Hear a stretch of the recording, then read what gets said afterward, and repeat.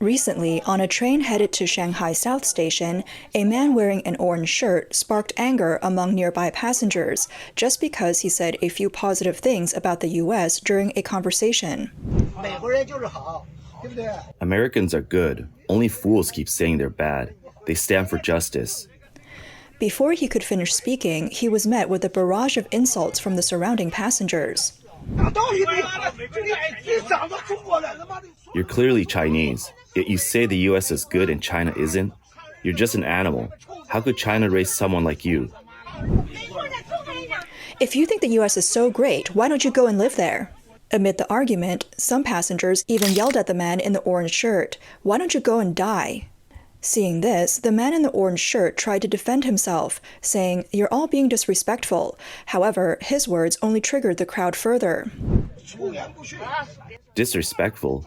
If this were a few years ago, I'd have beaten you to death. You scoundrel. I can't listen to this anymore. Do you believe I'll drag you off this train and teach you a lesson? Eventually, feeling the pressure, the man in the orange shirt had no choice but to apologize. In the video, it seems like the public has made the U.S. their sworn enemy. Anytime someone dares to speak positively about the U.S., they immediately become a target of harsh criticism. Yet, criticizing the U.S. is something quite common in China. For instance, Li Yang, the founder of Crazy English and a Chinese educational philanthropist, once publicly berated the U.S. in front of his students. English is just a product of Chinese, and the U.S. will sooner or later become an inseparable part of China. Everyone take out your phones and record this. I'll say it in both Chinese and English, and when you post it on your video channels or Douyin, it'll definitely get 10 million views. Get your phones ready. I'm Li Yang, and I firmly believe that as long as China's education remains strong, the U.S. will eventually become part of China. I believe sooner or later, America will become the separate part of China. China will win.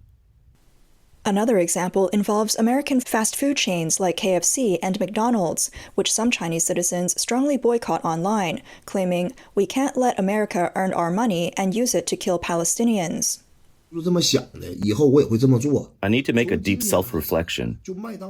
Every McDonald's meal I've ever eaten, every Pizza Hut pizza I've ever ordered, every Starbucks coffee I've ever had, I now regret it all. Every penny I've spent at these companies was funding their military strikes on Palestine. Now I realize every dollar I spent on McDonald's was a backing for their invasion of Palestine. From now on, I won't touch any of it. I hope for world peace. Another topic that often sparks criticism against the U.S. is the stock market. The stock market is still up. This is a huge victory. We've been in a trade war with the U.S. for 6 years now, and this time we've won. Foreign capital is flowing in, international liquidity is entering China, and they're all shouting to buy Chinese assets. The U.S. now has two choices. First, lower interest rates, which they've already done, and we've seen the results. So they'll have to raise rates. And doing that will speed up America's downfall. The second option is for the U.S. to start a war, but we're not afraid. Our recent intercontinental missile launch was a success. Once the U.S. sees that, they'll calm down and won't dare to start a war because our power is strong. Even using an Apple phone can stir controversy among the Chinese public. 17-year-old Olympic diving champion Chen Hongchan recently returned to her hometown in Zhanjiang, Guangdong. Her journey has caught the attention of netizens. On August 22nd, a mobile phone store in Guangzhou's Panyu district posted a video online showing Chen purchasing an iPhone 15 Pro Max the previous day as a gift to her mother. Soon after, the news of Chen buying an iPhone became a trending topic, with many praising her for her filial piety. However, there were also voices of nationalism, arguing that she should have supported domestic brands and bought a Huawei phone instead. Some even accused her of being unpatriotic. On the other hand, many netizens defended her, saying, "Apple's value for money is definitely better than Huawei's. Huawei sells overpriced, low-spec products, yet still has the nerve to call itself a patriotic brand." Others commented, "What brand of phone Chen Hongchan buys is her own choice, and there's no need to impose moral judgment on her." In a recent interview, Chen admitted that the public's close attention and comments have put pressure on her, and she expressed a desire for personal space and privacy. Ironically, while some criticize the U.S., they display a different attitude when learning that American products are on sale. On October 1st, during a discount event at a local outlet in Sichuan, shoppers rushed into a store to snatch up discounted Nike shoes. The stampede of shoppers starkly contrasts with the criticism, which is deeply ironic. So, why do some Chinese people hate the U.S.? The answer is simple. The Chinese Communist Party, CCP, plays a significant role in shaping public opinion. When the CCP wants people to hate, they hate and curse. Recently, netizens uncovered an example from 2020 during the COVID-19 pandemic, when CCP official media launched scathing attacks against the U.S. U.S. Secretary of State Mike Pompeo, who is spreading a political virus, is turning himself into a public enemy of mankind. Since the outbreak, Pompeo, as the chief diplomat, has done nothing to control the pandemic, acting like an invisible man. Instead, he has been the most aggressive in smearing China. Pompeo has shown no professional ethics or responsibility during the crisis. On the contrary, he has spread political viruses, sowed discord, twisted facts, and repeatedly trampled on human morality, becoming an obstacle to global anti-pandemic efforts and an accomplice in the spread of the virus. Pompeo should know that America's enemy is the virus, not China.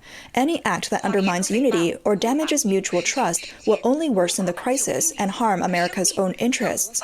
If Pompeo continues to place political self-interest above public policy, he will be abandoned by the American people and go down in history with internal infamy. Experts point out that under Xi Jinping's leadership, China's growing nationalist sentiment is also influencing the internet.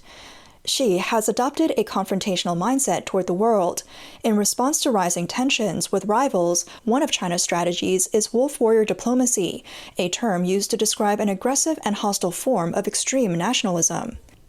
Moreover, the CCP operates a sophisticated propaganda machine, which often tolerates or even encourages content targeting specific countries and their people. Meanwhile, voices that try to correct lies or engage with the propagators are suppressed. During these times, popular figures on social media, grassroots individuals, and some of the most vocal intellectuals and writers of the Xi era gain attention and income. In today's China, anti-American sentiment has become a staple for patriotic literature.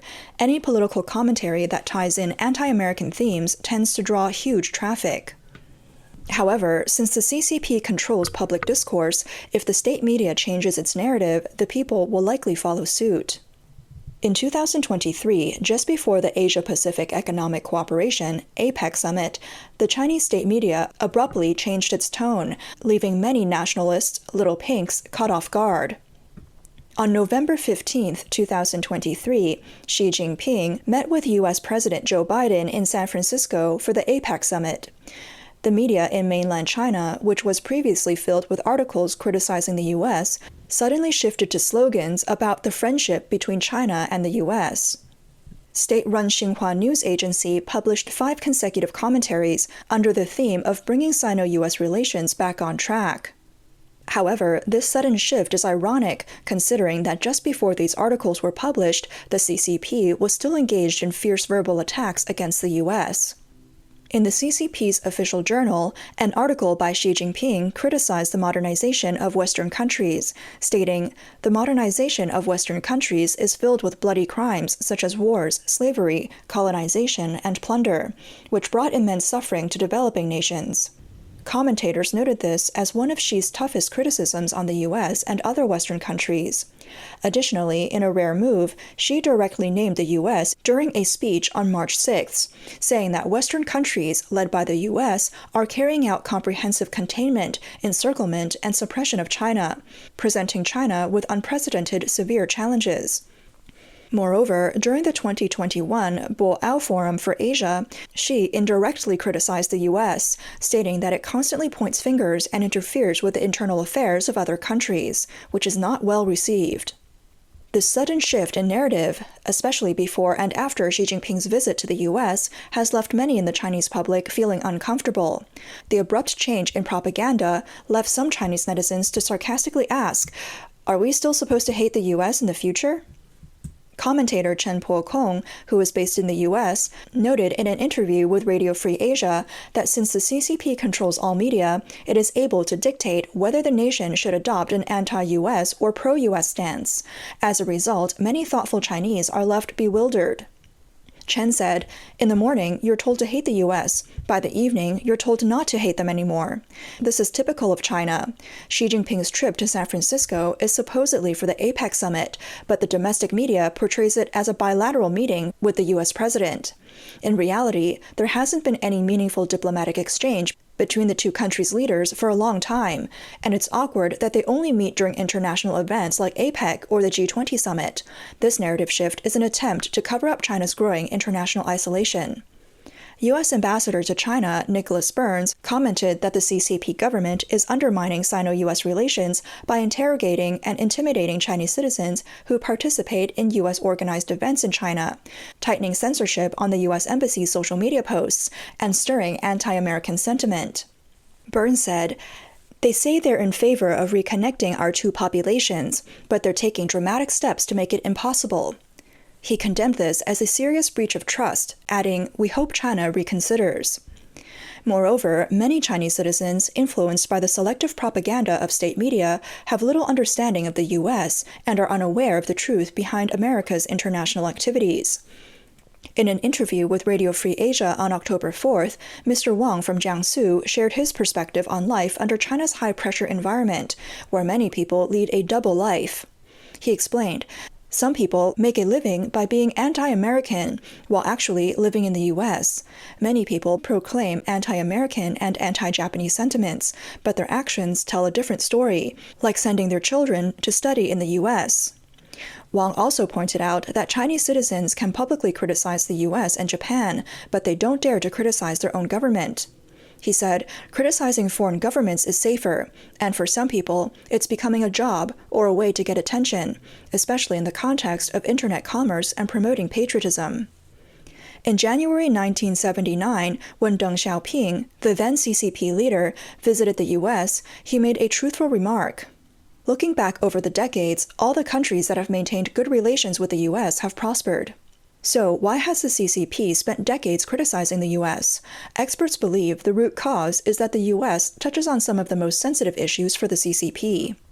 The real wave of anti-American sentiment in China began around the time of the Gulf War in 1990, but the underlying reason was not the war itself. In fact, at that time, many Chinese were more interested in watching the Gulf War as a spectacle to see how modern warfare was conducted. When the United Nations Security Council voted on the matter, China even voted in favor, so there was no anti-American sentiment on this issue. However, starting in 1990, tensions between the CCP and the U.S. deepened as Western countries began criticizing China's human rights record, often publishing white papers on the subject. Why did the U.S. and other Western countries begin criticizing China's human rights around 1990? This was closely linked to the 1989 June 4th incident, known more popularly as the Tiananmen Square massacre. This refers to the student-led protests in Beijing's Tiananmen Square from April 15th to June 4th, 1989. After weeks of unsuccessful attempts at peaceful resolution, the Chinese government declared martial law on the evening of June 3rd and deployed troops to take control of the square, resulting in what is known as the Tiananmen Square massacre. Historians and commentators suggest that the real reason behind the CCP's anti-American stance stems from its resistance to Western criticism and Western-style democracy. The U.S. wanted China to adopt a democratic system similar to its own. Since then, CCP propaganda has centered around rejecting Western democracy, especially the American model. Instead, it promotes socialism with Chinese characteristics.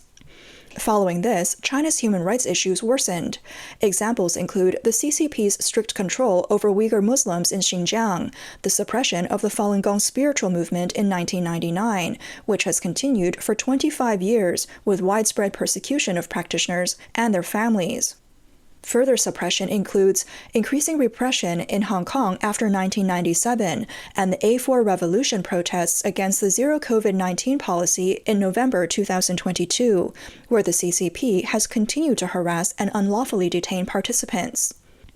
The Human Rights Measurement Initiative, a New Zealand-based organization, conducts surveys in over 30 regions worldwide to track changes in human rights standards. Their latest data shows that China ranks among the worst in terms of freedom from state-level threats, with a score of 2.6 out of 10 for 2 consecutive years. In particular, China ranked lowest in freedom from forced disappearances and freedom from the death penalty.